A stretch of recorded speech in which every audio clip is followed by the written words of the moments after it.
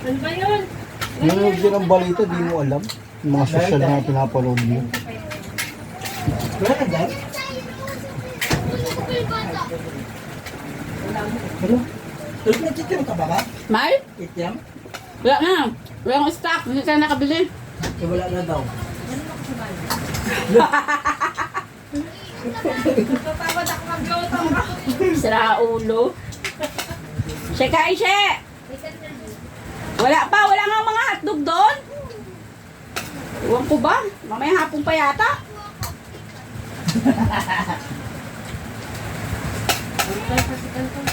Ilan daw? Ayan, Anong? Ilan? Wala Dalawa? kumakain ng 750k. Kami, 750 wala pa. Yun nga sabi sa akin. 750 Sandaan lang. lang. 120. Isda.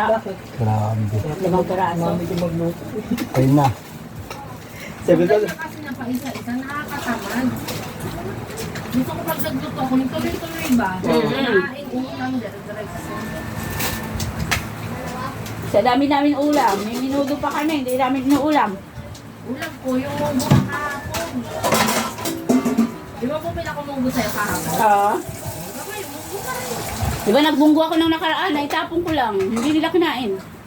Paano ba naman yung munggo niya? Munggo na pansit. Munggo na may sutakon.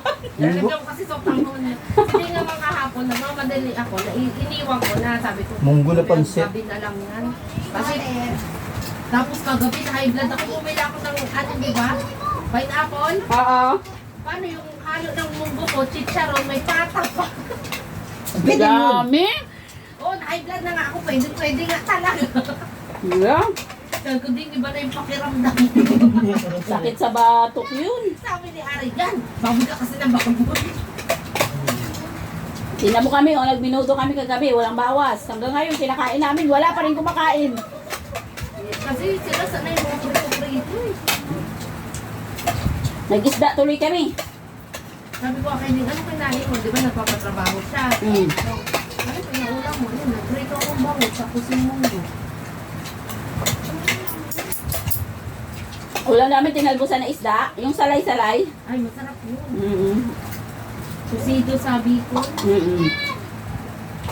Lagyan ko kalamansi o. Di, tapos.